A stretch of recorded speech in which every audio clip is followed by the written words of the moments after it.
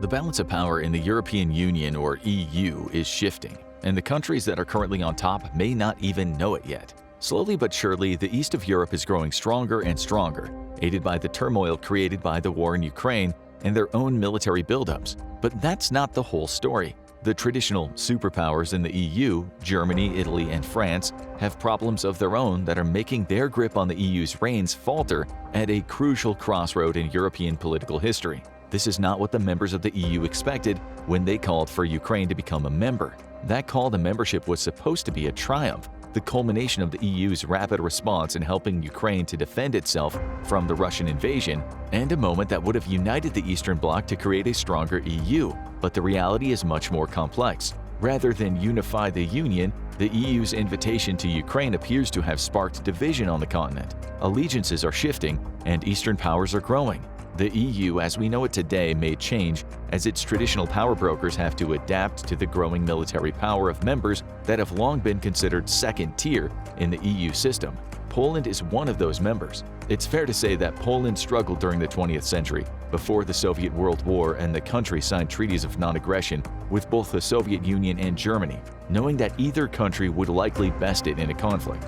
These treaties stood until 1939, when the country was backstabbed by a coordinated attack, with the Nazis invading them from the west and the Soviet Union following up 17 days later with its own invasion from the east. Poland fell. World War II began in earnest. And although that war ended in 1945, the fighting in Poland didn't stop. Soviet influence reigned in the country for over 40 years afterward, with Poland's Communist Party essentially maintaining a dictatorship that made the entire country subservient to the Soviet Union. It wasn't until 1989, the year the Berlin Wall fell, that strikes within the country forced its reigning Communist Party to enter negotiations and start making concessions. A partially democratic election took place, with the Solidarity Party, which advocated for transforming Poland's economy into a market-oriented one, taking over. In 1990, Poland's Communist Party dissolved, and the following year saw the Poles finally have their first free election since the beginning of World War II.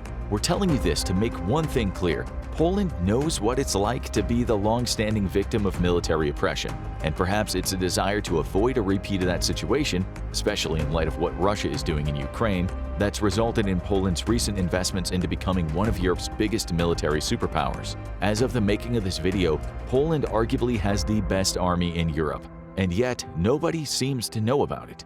There are clues, however. In July 2022, the country's defense minister Mariusz Błaszczak promised that Poland would soon have the most powerful land forces in Europe. He wasn't joking. Extensive investment into its military means that Poland is on track to have an army of 300,000 troops by 2035. By contrast, Germany, which is one of the EU's traditional superpowers, only has an army of 175,000. Even today, Poland's army numbers 150,000, with 30,000 territorial defense troops on top, which essentially brings it to parity with Germany. Add to that the fact that Poland has more howitzers and tanks than Germany, and you can see why the EU's leading countries are starting to feel worried.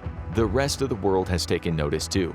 In November 2022, Politico reported on the growth of Poland's army, noting that one senior officer in the US Army claimed that Poland has become America's most important ally in continental Europe. Not Germany, not Italy, Poland. For its part, Poland has pledged to increase its defense spending to 5% of its GDP. Previously, it was 2.4%, still 0.9% higher than Germany's investment. This increase is sending a simple message: we're already strong and we're only going to get stronger. Combine that with Polish pride in its military, as the fight for freedom is still fresh in the minds of many Polish people, and you have an EU country that's on track to become an absolute military powerhouse. As of yet, Poland hasn't flexed its military muscle to exert more political influence over the EU. That's partly because the organization's more centrist countries are wary about the increasing right-wing influence in the country. But there's also the divisive relationships between Poland's political parties to take into account. All agree that a strong military is essential, but they have no unity on almost any other type of policy. Should that political infighting cease, however, Poland's military strength could soon see it exercising more influence over EU policymaking. Right now, you could even argue that Poland has had the strongest response to Russia's invasion of Ukraine. Beyond its own strengthening, which has increased in pace since the invasion, Poland has sent over $3.5 billion of aid to Ukraine since the beginning of that war. But Poland is far from the only Eastern European country that is getting stronger. Others are increasing their spending too, often going beyond the 2% GDP benchmark set by NATO. Take Romania as an example. Its military spending rose to 2.5% GDP in 2023. Estonia, Latvia, and Lithuania, all former Eastern Bloc countries, also aim to hit that 2.5% mark over the next few years. What we're seeing in Poland isn't a one-off country that's trying to modernize its military. It's a trend, one that spells potential trouble for the EU's current power brokers if it continues. Having mentioned NATO, it's also important to point out the influence that this multinational group has had on Eastern European strengthening.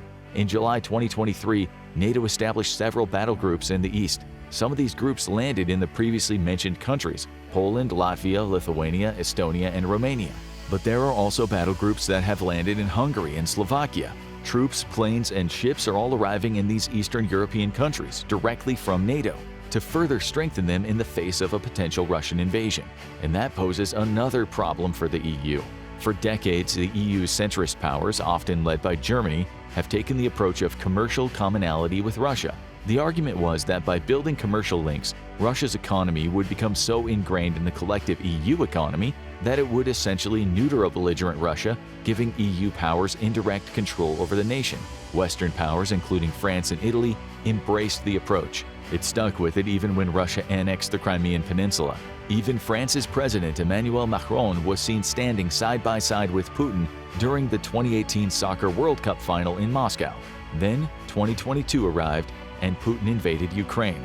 Suddenly, the EU was essentially forced into a position of placing increasingly harsh sanctions on Moscow in an effect to slow Russia's invasion. But what many don't remember is that many Eastern countries had long been calling for these sanctions. While the EU's Western powers were trying to play nicely with Russia, countries like Poland anticipated the danger and wanted to get ahead of the problem. Their voices were relegated to the background, at least until recently, which is where NATO comes in. While the EU focused on commercial cooperation, NATO has helped Eastern countries strengthen their militaries by assigning troops to them. It's not outside the realms of possibility that Poland and other Eastern European countries learned an important lesson from all of this. The EU won't help you, but NATO's focus on military might show the way. Increasing cooperation between these Eastern countries and NATO could start to erode Western influence on EU policy to the point where the East is able to follow up on its military might with an ever louder voice in Brussels. So NATO is strengthening its eastern flank. Countries like the US are pointing to Poland as its strongest continental ally. Defense rather than cooperation is on the agenda for many countries in the East, but surely the West's hold over EU policy will remain strong because its current power brokers, Germany, Italy, and France, are stable countries that'll continue to exert their own influence. That may not be the case. Let's hone in on Germany. In February 2023, Germany's Chancellor Olaf Scholz announced heavy investment into the country's military. That should not have come as a surprise. Germany can see Russia's intent just as much as any other country, and it naturally wants to be prepared for the worst-case scenario. But since that announcement, not a whole lot of spending has actually happened, and the fact that it needed to be made at all by a country that supposedly has a powerful military revealed something that many outside of militaristic circles did not know. The Bundeswehr is in shambles. We can see clues of this in the most recent report into Germany's military readiness delivered by the Bundeswehr's Inspector General to the Bundestag. Though technically classified, the report, delivered twice per year, quickly made the media rounds. It landed on the doorstep of Spiegel International, a German newspaper, which noted that the traffic light system used in the report indicates major issues. Those issues start with artillery. Germany basically has none. The report marked the situation as yellow, with notes that the existing deficit's been made even worse by the fact that Germany committed some of its dwindling artillery supply to the Ukrainian war effort.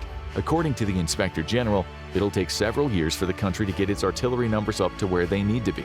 The end of multinational contributions to Germany's anti-aircraft defenses is also causing problems. NATO dedicating itself to strengthening Ukraine and Eastern Europe means that Germany no longer receives equipment in this area from other countries. As the report puts it, after the cessation of the multinational contribution, this will lead to a qualified shortage of corresponding organic capabilities starting in Q1 of 2023. That's a whole lot of words to say we can't properly defend ourselves against enemy aircraft. Radios are another issue. In an unforeseen turn of events, Germany's military still relies on antiquated analog radio systems, which are unreliable and far easier to intercept than their digital counterparts. That reliance on analog also presents problems for the countries Germany works with as part of its NATO commitments. Norway, the Netherlands, and the Czech Republic have all upgraded their radio systems. Germany hasn't. That spells bad news in any situation where these countries have to work together as part of a NATO response, especially since Germany would be expected to lead the charge in such a situation. But the problems don't stop there. The report points to the failure to implement IT systems in time, which would force Germany to rely on old systems if it ever went to war. The Air Force barely has armaments for its planes, leading to severe capability deficits. Even the German Navy and its medical teams have problems. Neither has access to the appropriate amount of equipment it needs. The situation is so bad that the Bundeswehr barely has enough band-aids. This is all dire news for Germany, but there is a caveat to the report. It only covers the 20,000 troops Germany has committed to missions and as reserve units for NATO. So, surely, Germany's internal forces, the troops tasked with keeping the country safe rather than helping other countries, are much stronger. Surprisingly, that is not the case. In October 2022, the German version of Business Insider quoted unnamed sources within the Bundeswehr that stated that Germany only has enough ammunition to last for 2 days of war. NATO recommends that all countries keep enough ammo to last at least 30 days of active combat. Given that German guns would start shooting air after a couple of days of conflict, we could probably guess where much of Germany's 100 billion euros, or approximately $109 billion military fund, promised by Scholz in 2022, has got to go. Still, having no bullets doesn't mean much if you also don't have any soldiers. In other words, the Bundeswehr is also struggling with recruiting new recruits. According to a report by Euronews, the Bundeswehr had an ambitious target of increasing the number of soldiers it has from 183,000 to 203,000 by 2031. But in February 2023, Eva Högl, Germany's parliamentary commissioner of the armed forces, said that goal was unattainable. The reason is simple. Germans don't want to join the Bundeswehr. In August 2023, Germany's defense minister Boris Pistorius said that the number of recruits who wanted to join the Bundeswehr dropped by 7% in 2023 compared to the figures from 2022. And worse yet, the new recruits the Bundeswehr manages to attract are dropping like flies. According to Pistorius, the dropout rate is 30% for new recruits, meaning Germany is losing about a third of its new recruits before they ever actually become soldiers. This problem is made much worse by Germany's aging population. Estimates reported by Euronews say the country will have 12% fewer people in the crucial 15 to 24 age bracket, prime ages for military recruiting, by 2050. So fewer recruits, more recruits dropping out, an aging population that's only going to make recruiting even more difficult. Add all those ingredients to Germany's already sour military stew, and you have an army that, despite funding promises, is nowhere near as powerful as it needs to be to stand up against Russian aggression alone. If that's the case, what chance would Germany have in the face of Poland's stronger army? Not much, and Germany knows it. If Poland manages to get its house in order politically, it will have a much more powerful army than Germany's, allowing it to call more shots in the EU in the future. But hey, at least Germany's not alone. Its EU allies in France and Italy will support it, even if it's not able to use its own military might to quiet the growing Eastern voices in the EU, right?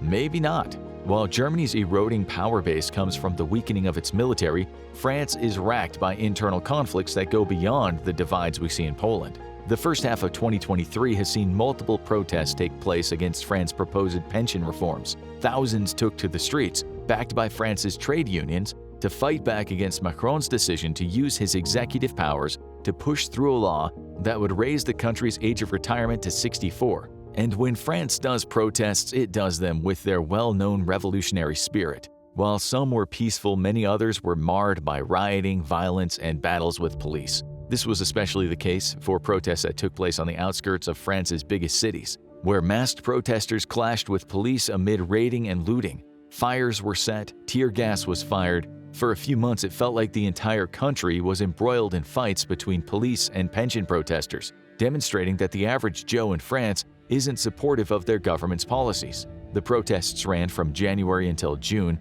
with strikes supporting them. They culminated in a march of 280,000 people, along with strikes at Orly Airport and the occupation of Paris's 2024 Summer Olympics headquarters. But as those strikes ended, another incident sparked a fresh wave of protests. In June 2023, a French traffic officer killed a 17-year-old delivery driver named Nahel during what should have been a routine traffic stop. The incident reignited already flared tempers, leading to 6 consecutive nights of protests that resulted in 3,400 arrests. Looting, arson, and fights with the police took place, with the French once again sending the message that they'd sent during the pension protests: "We're not happy with the state of our country." And why would they be? In addition to all of the unpopular policies and actions being taken by the French government, the country's economy is unstable at best. According to the Organization for Economic Cooperation and Development, OECD, a loose group of 38 countries that work together to stimulate economies, France's inflation rate is only set to decline to 3.1% in 2024, coming down from 2023 highs of 6.1%. Its people have far less purchasing power than they had before, which is reflected in a fairly conservative growth figure. The OECD's projections say that France's real GDP will only grow by 0.8% in 2023, a minuscule amount of growth, with 2024 being only slightly better at 1.3%. Granted, growth at least means the French economy is moving in the right direction, but it's doing so very slowly, with that growth unlikely to do much to alleviate the spending squeeze placed on its people. Add that to France's above-average unemployment rate. According to the European Commission, average unemployment across Europe was 6.5% in September 2023. In France, the EC projections say it'll reach 7.4% unemployment in 2024, and then up to 7.5% in 2025. The message to take from all of this is that France has so many internal struggles that its focus is being taken away from maintaining its power base in the EU. Its people aren't happy, nor should they be, and Macron has the impossible job of reversing the growing tide of negative public opinion before he can do anything to back Germany and maintain predominantly Western influence in the EU. Then we come to Italy. The Financial Times reports that Italy expected zero economic growth in the second quarter of 2023.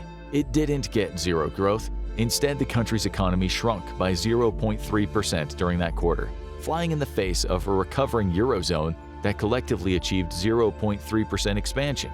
The news came as a surprise for the country's Prime Minister, Giorgia Meloni, who analysts from the Financial Times say placed so much focus on curbing inflation that she failed to account for the fact that Italy's people simply don't have the money to strengthen their economy. Italy's finance ministry came out with a bullish response, placing the blame for the contraction on factors outside the country's control. The European Central Bank raising interest rates was the prime target, and a move that Meloni's government has increasingly criticized, but that rhetoric ignores some of the very real internal problems that Italy's experiencing. Take its manufacturing sector as an example. Manufacturing in Italy is shrinking at a rate not seen since the beginning of the coronavirus pandemic. And in truth, it seems like the country's manufacturers have never really recovered from that crisis. According to Yahoo Finance, its HCOB Global Purchasing Managers Index, or PMI, came in at 45.4 in May of 2020, with a score of 50 or above indicating growth for a sector. 3 years later, after some peaks and troughs in between, that score stood at 45.9 in May 2023. A 0.5 increase doesn't amount to much, with the score showcasing that Italy's manufacturing sector is still expanding, but not by much. Combined with the cooling seen elsewhere in the global economy, it's tough to see how Italy's manufacturers are going to bounce back at any point in the coming years. Italy also has a problem with unemployment, an issue it's been trying to confront since 2018. Back in January of that year, the country's unemployment rate stood at 11.1%, a terrible rate if you remember that the average across Europe is 6.5%. But to give Italy some credit, it's managed to make some positive steps in the area, with unemployment as of June 2023 being lower than it had been at any point during the preceding 5.5 years. But it's still 7.4%. Just like France, Italy has more unemployed people than the European average, which is another indicator that its economy isn't doing so well. Now, there are all sorts of reasons Italy can give for its economy being in the state that it's in today. Continued supply chain issues caused by the war between Russia and Ukraine is a factor, but this is a problem experienced by every other European country. In its report on the situation, the Financial Times also points to a slowdown in global demand for Italian products, combined with higher interest rates and the country's tighter financial policies as being the catalyst for this economic stagnation. However, the fact remains that Italy's economy is in a crisis. making it one of the few European countries that are likely to enter a recession in the near future. And with that, another major Western power in the EU that finds itself dealing with internal problems that'll make it much harder to stand up to the growing Eastern influence. So, where does all this leave the EU? Right now, the West still has the dominant voice in the organization.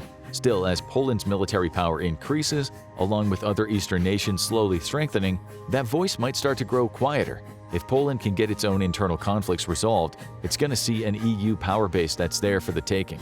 Germany's military isn't anywhere near the strength it needs to be to fend off Russia, or realistically be a threat to Poland as it marches toward modernization.